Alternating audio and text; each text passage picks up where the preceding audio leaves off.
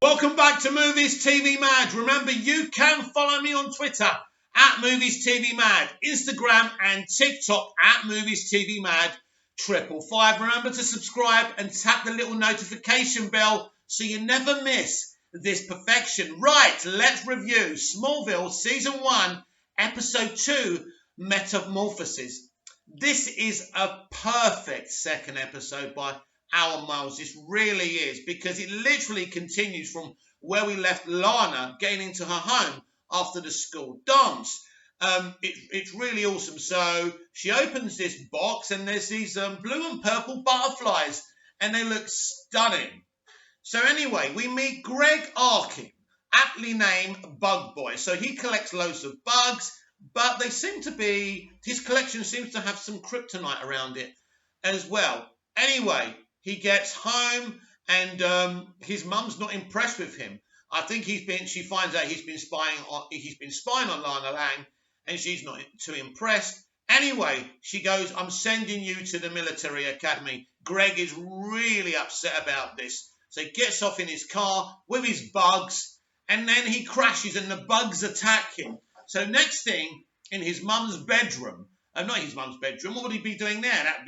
No, we're not going to go there. But anyway, his mum comes into his bedroom and she can't find him. It's a disgusting bedroom full of spider webs and insects. So when she leaves, the camera reverts up and we see him kind of just not floating, but stuck up on the roof, the ceiling. So it's disgusting. Open for the first time ever after that, we see the Smallville intro. Why don't you save me? The best theme song ever for a TV show. Awesome. All right, Neighbours and Home and Away are pretty cool as well, right? But this is Smallville. And so this is such a great episode. I thought I'd like to build it up for you, but it's a really good episode. So Bug Boy, Greg Arkin, is obsessed with Lana Lang. Of course, everyone in Smallville is obsessed with Lana Lang. It's just one of those things, right? I don't know how everyone keeps their hands to themselves. So Clark's really feeling responsible for what happened to Lana's parents, and there really is a great scene where he says to Jonathan, Jonathan says to him, "You're not responsible, Clark," and he goes, "It's not your fault. You can't be blamed for something you had no control over." And he goes, "Yeah, but I still feel responsible." And I think this is Superman, isn't it? Superman feels responsible for everyone. He wants to save everyone, even if he can't, even as a young man. It's just great that we had a show that's had so much screen time with Clark Kent, that we didn't really get that. I mean, we had the films and they were great, but this is Clark, the person. And that was really, really important.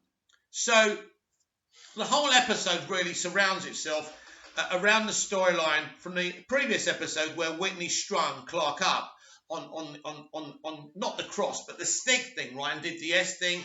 Anyway, Lex is to the rescue and he kind of finds out what happened, and he kind of tells Lana about it. And then obviously Lana and Whitney have words, and then Clark saves Whitney's life because Bug Boy, Greg Arkin, wants to get Lana's boyfriend out the way. And so, yeah, that's a great moment. I also like I love the bit when Clark saves Jonathan, his dad, from falling on the kind of the tractor things, right? So Clark literally just runs past him, because what they do in Smallville, they did Clark time. It slows everything down, but Clark goes faster. So the slow motion is to show you how fast Clark is. I thought he was genius. So he lays on the thing and his dad falls on top of him.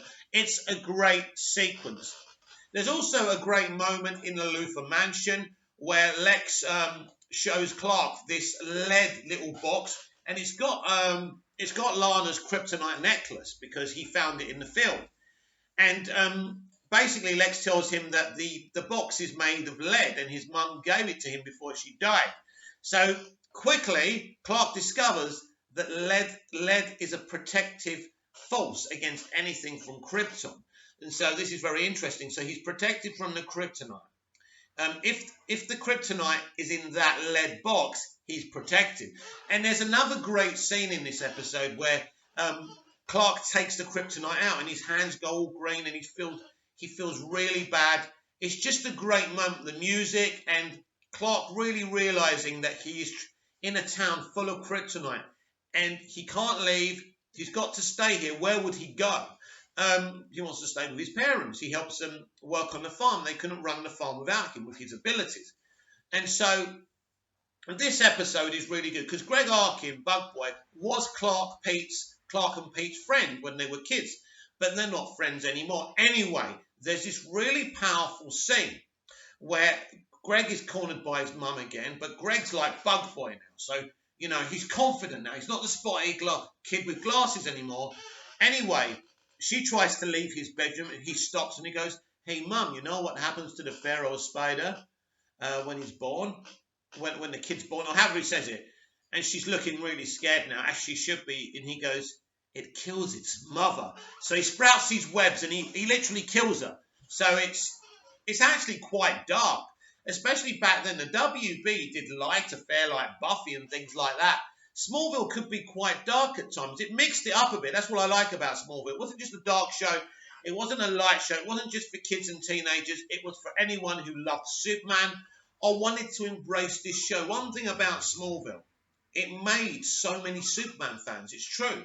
You know, if you weren't a Superman fan before you watched Smallville, you were a Superman fan afterwards. So what we get in this episode, we see how Clark and Lex are getting along, and Lex is starting to get to like him. I like the bit when he says to him at the mansion, "If you didn't save Whitney's life, then there wouldn't be a problem. You could have Lana." And then he looks at Clark as well. "I'm joking, of course." So I love the little touches between Clark and Lex. I like the fact that Clark's feeling really guilty about the meteor shower and what happened to Lana's parents. That's so Superman. And yeah, I love the scene between Chloe and Clark in the school when he starts talking about Greg and then he goes, "Don't worry about him." And then Chloe goes, "Are you outgrowing me as a friend?" And that makes me feel emotional because this is what Allison was so good at. These characters were just so well developed. You don't get characters that are so well developed anymore. It's just so good. The superhero action and the battles between the meteor freaks are great, but it's the emotional elements, it's the character dynamics that were the most powerful, most amazing thing in Smallville. That's really what I enjoyed about it. But I loved it. Oh, it was great. So I would say that the actor playing Greg Arkin, Bug Boy, was probably one of my favourite meteor freaks, if not my favourite. And I realised that people got fed up with the Freak of the Week. I liked it. I think it worked for the first season because they didn't want to get right into the mythology. They didn't get into the mythology really till season 2 when we're introduced to Terrence Stamp playing the voice of Jor-El. So these were really simple, kind of just simple stories, just to develop Clark's story further and the supporting characters further as well.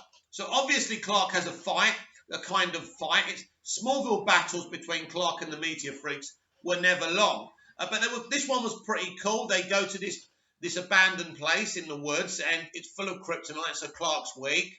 Greg remembers when they were kids, they always used to get sick there.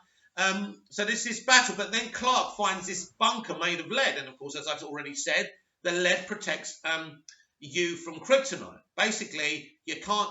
Clark's X-ray vision, when he develops it in a few episodes' time, he won't be able to see through lead. That's in the comic book lore. Superman can't see through lead. It's something that they did in Superman the movie as well. You know what? If I remember rightly, Man of Steel didn't use Clark's X-ray vision. Am I wrong? I can't remember. Someone can comment. Yeah. Anyway, it's a really, really good episode. And ultimately, Clark gives Lana back her necklace. He leaves it on the door handle because obviously he can't give it to her because he's not supposed to have it. And he takes it, and again, he's feeling weak, and he just puts it there, and he walks off, and she gets it. So this is really a good kind of continuation of the pilot. It really works to develop the themes that Smallville are going to use. The relationship between Clark and Lana, Whitney and Lana, Whitney and Clark as well. Lex, very important, the dynamic between him and Clark. I love the bit in the mansion again when he goes, "Have you saved any lives on the way over? Maybe you could do it for a living." Again, Alan Miles giving these little Superman hints, because in the first season, I remember first watching thinking, shit, man, one day this kid's going to be Superman. That made me so excited. So that's my review of Metamorphosis, Smallville Season 1, Episode 2. Are you a Smallville fan? Are you hearing me talk about it? And are you getting a little bit maybe intrigued by it and think, I'm going to check this out? Go and check out the first 2 episodes so you can join me more with these reviews. I will be back tonight before or at 6:30 p.m. UK time for Movies TV Mad Live. Check your local times. Comment down below. Like, share and subscribe. Smash that little notification bell as well so you never miss this perfection.